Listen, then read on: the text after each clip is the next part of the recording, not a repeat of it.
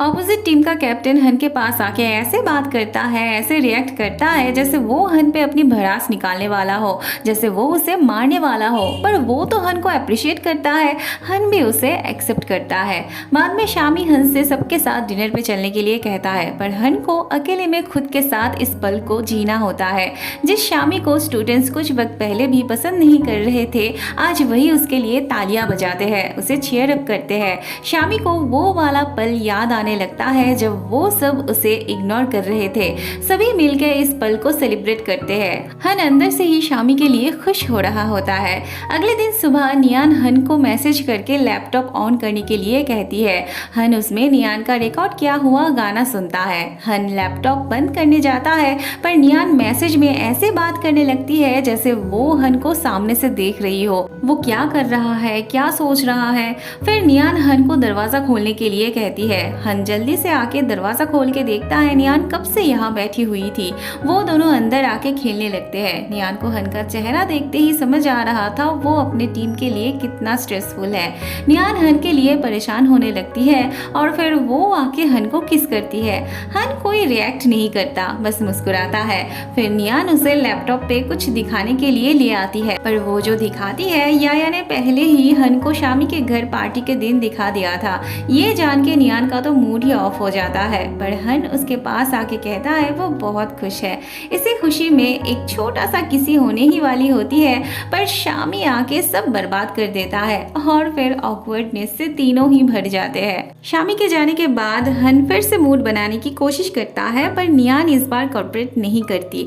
हन काम से जाते वक्त नियान से कहता है आगे वो फिर से कंटिन्यू करेगा। नियान शर्म से पानी पानी होने लगती है। अगले सीन में हम देखते हैं हन अपने कलीग से फोन पे बात कर रहा होता है और नियान ऐसे करते हुए नीचे आने लगती है।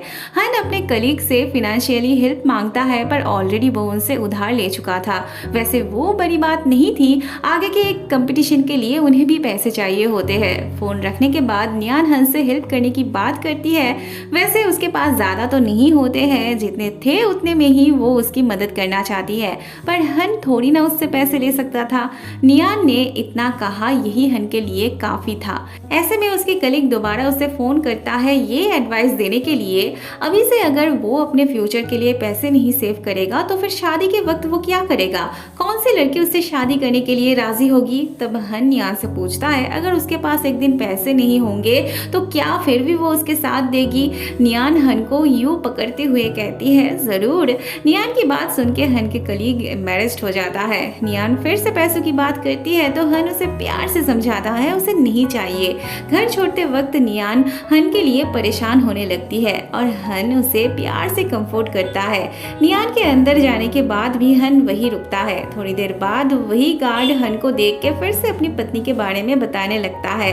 सुबह उठ के नियान और हन लवी डबी मैसेज कर रहे होते हैं। नियान हन को मिस कर रही होती है तो हन उसे नीचे बुलाता है मिलने के लिए, मतलब वो रात भर यही था। नियान तैयार होकर चुपके से बाहर आती है, फिर हन उससे लुक्का छुपी खेलने लगता है।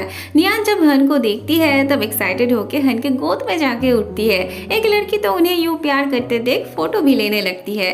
फिर दोनों गाड़ी में आके बैठते हैं। हन नियान की सीट नीचे कर देता है, फिर दोनों रिलैक्स करने लगते हैं। नियान हन से ब्रेकफास्ट के बारे में पूछती है, पर हन इस पल को ये वो करके गंवाना नहीं चाहता था।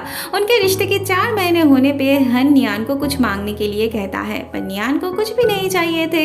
हन फिर भी उसे कोई एक चीज मांगने के लिए कहता है। नियान जब कहती है वो बस इतना चाहती है कि उनके कभी ब्रेकअप ना हो, तब हन तो इसका मतलब शादी करना समझता है। नियान कहने लगती है उसका ये मतलब नहीं था, पर हन इसी टॉपिक पे बात करने लगता है। ऐसे में नियान के पापा बाहर आने लगते हैं तो हन नियान को जल्दी से छुपाने लगता है। फिर गाड़ी के बाहर आके फोन पे बात करने का एक्टिंग करने लगता है। नियान के पापा जब उसे बुलाते हैं तब वो ऐसी एक्टिंग करता है जैसे उसे पता ही ना हो वो अभी कहाँ है।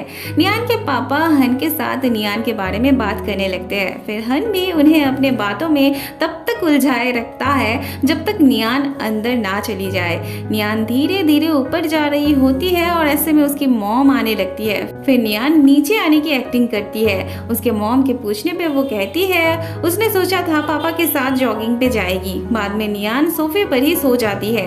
फिर उसके पापा आके जब उसके सोफे पे सोने वाली बात पूछते हैं तब उसकी मॉम कहती है वो उसके साथ जॉगिंग पे जाना चाहती थी। नियान के पापा कहते हैं अच्छा ही हुआ जो नहीं गई। नियान के मॉम के पूछने पे वो हन के बारे में सब बताने लगते हैं। बाद में ब्रेकफास्ट करते वक्त नियान को हन के साथ सुबह वाली बात पे हंसी आने लगती है, पर उसे मुस्कुराते हुए देख उसके मॉम डैड को चिंता होने लगती है। वो सोच रहे होते हैं कहीं उनकी बेटी पागल तो नहीं हो गई।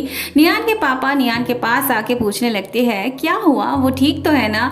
तब नियान उदास होने का एक्टिंग करने लगती है। फिर नियान की मॉम उसके पापा को उसे डिस्टर्ब करने से मना करती है और नियान मुंह छुपाते हुए हंसने लगती है। अपोजिट टीम का लीडर बफ उसका स्कोर अच्छा होने की वजह से हन उसको अपने टीम में लेना चाहता था, पर वो जब उसे ढूंढने होटल जाता है तब ऑलरेडी वो चेकआउट कर चुका होता है। हन उसे ढूंढते हुए एयरपोर्ट आ जाता है। उसे आसपास कहीं ना देख के जोर जोर से उसका नाम पुकारने लगता है। तब ऊपर से बफ रिप्लाई देता है। हन जब उसे ये ऑफर देता है तब बफ कहता है वो उसका दुश्मन है, पर फिर भी वो उसे ये मौका देना चाहता है। आखिर बात क्या है? हन तब साफ साफ कह देता है उसका अच्छा स्कोर। बफ सोचने के लिए थोड़ा टाइम मांगता है और फिर हन के ऑफर को एक्सेप्ट कर लेता है। हन भी उसके लिए बहुत खुश होता है। अगले सीन में हम देखते हैं हन शामी से नियान और उसकी शादी की बात करता है। शामी को तो विश्वास ही नहीं हो रहा था इतनी छोटी सी बच्ची के साथ वो कैसे शादी कर सकता है। उस तरफ नियान के दोस्त भी उसकी शादी वाली बात पे विश्वास नहीं कर रहे होते हैं। उनके लिए हन के साथ डेट करने तक तो ठीक था, पर शादी एक 10 साल बड़े इंसान के साथ नियान कैसे शादी कर सकती है, यही सोच रहे होते हैं। याया हन के बिहेवियर को लेके क्रिटिसाइज करती है, पर नियान की आंखों में तो हन दुनिया का सबसे अच्छा इंसान होता है। उसे कोई प्रॉब्लम नहीं थी हन से शादी करने में, पर उसके मम्मी पापा के लिए वो परेशान हो रही थी, क्योंकि एक तो वो हन को पसंद नहीं करते थे और ऊपर से वो जानते थे हन के साथ उसका ब्रेकअप हो चुका है। नियान को समझ नहीं आ रहा था वो अपने मम्मी पापा को कैसे मनाएगी।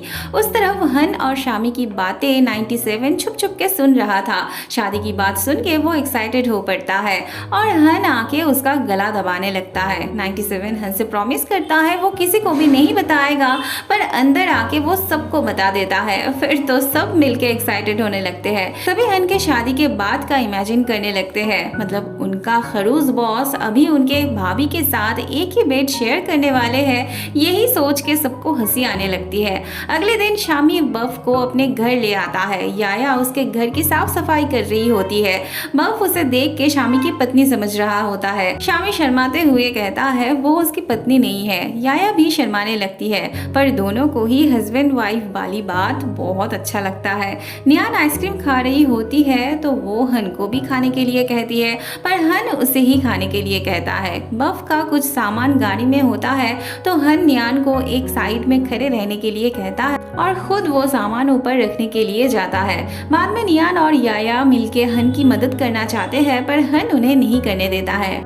नियान तो जैसे हर एक सेकंड में हन के प्यार में पड़ रही थी। अगले सीन में हम देखते हैं सभी खा पी रहे होते हैं। बफ को थोड़ा चढ़ जाती है तो वो हन से अपनी दिल की बात कहने लगता है। हन के रिटायर से बफ को भी अफसोस था। वो हन और शामी को थैंक्स कहता है उसे फिर से मौका देने के लिए। हन ड्रिंक किया होता है तो नियान गाड़ी चलाना चाहती है। वो अपने साथ ड्राइविंग लाइसेंस भी रखी होती है, क्योंकि उसे लगता था ऐसा दिन कभी ना कभी तो आने वाली है। नियान ने टेस्ट तो पास कर लिया था, पर उसे अच्छे से गाड़ी चलानी नहीं आती थी। थोड़ी के लिए वो तो एक्सीडेंट करवा बैठती। हन सब्स्टिट्यूट ड्राइवर को फोन करने जाता है, पर नियान उसे मना करती है, क्योंकि गाड़ी तो उससे ही चलाना था। फिर हन भी अपनी जान नियान के हाथों सौंप देता है। नियान बहुत धीरे धीरे गाड़ी चलाते हुए पार्किंग प्लॉट पे आती है। हन ग्रांट को पार्किंग के लिए बुलाता है और जब तक वो नहीं आता है हन नियान को इंस्ट्रक्शन दे रहा होता है। फिर ग्रंट आके गाड़ी पार्क करता है। जाते वक्त ग्रंट उनके शादी के बारे में पूछता है तो हन उसे जाने के लिए कहता है। नियान अपने मन में सोचने लगती है तो क्या हन शादी के बारे में सचमुच सोच रहा है। उनके अंदर आते ही आंटी भी उन्हें शादी के लिए बधाई देते हैं। बाद में नियान हन से कहती है उसे पता है उसे अभी पैसों की जरूरत है, तो कोई कुछ भी कहे उसे प्रेशर लेने की जरूरत नहीं है। नियान तो हन के भलाई के लिए ही उसके बारे में सोचते ही ये सब कह रही थी, पर हन नियान को गलत समझता है। उसे लग रहा होता है नियान उस पर दया दिखा रही है, उसे नालायक समझ रही है। मतलब नियान उसे इतना गरीब समझती है कि वो उसे शादी करके उसका ख्याल नहीं रख पाएगा। नियान उसे समझाने की कोशिश करती है कि वो उसी के लिए ये सब कहा था, वो उसे कितना पसंद करती है, पर हन का दिमाग खराब होने लगता है। नियान के साथ उसे किचकिच करने में बिल्कुल अच्छा नहीं लग रहा था, इसलिए वो गुस्सा होकर बाहर चला जाता है। नियान को तब अपनी बात पे रिग्रेट होने लगती है। उसे अपने ऊपर गुस्सा आने लगता है हन को शादी के बारे में बोलने के लिए। हन बहुत लेट करके अपने कमरे में आके देखता है नियान सो गई है। फिर वो नियान के सर के नीचे तकिया रख के कंबल से ओढ़ देता है और खुद नियान के पास बैठ के ऐसे सोने लगता है। सुबह उठ के वो नियान को हल्का सा किस करके बाहर जाने लगता है। हन ग्रंट से पूछता है रूठी हुई गर्लफ्रेंड को कैसे मनाते हैं। ग्रंट कहता है स्ट्रॉबेरी या फिर स्ट्रॉबेरी केक खिला के। तब हन दुकान से इतने सारे स्ट्रॉबेरी का सामान उठा के ले आता है। उस तरफ नियान हन के बारे में सोच सोच के परेशान होके पूरे एक बोतल वाइन पी के बैठी होती है। हन उसे क्या मनाएगा, वो तो ऑलरेडी मान के बैठी थी। नियान तो हन के नाक में दम करके रखती है। हन नियान को संभालते संभालते पागल होने लगता है।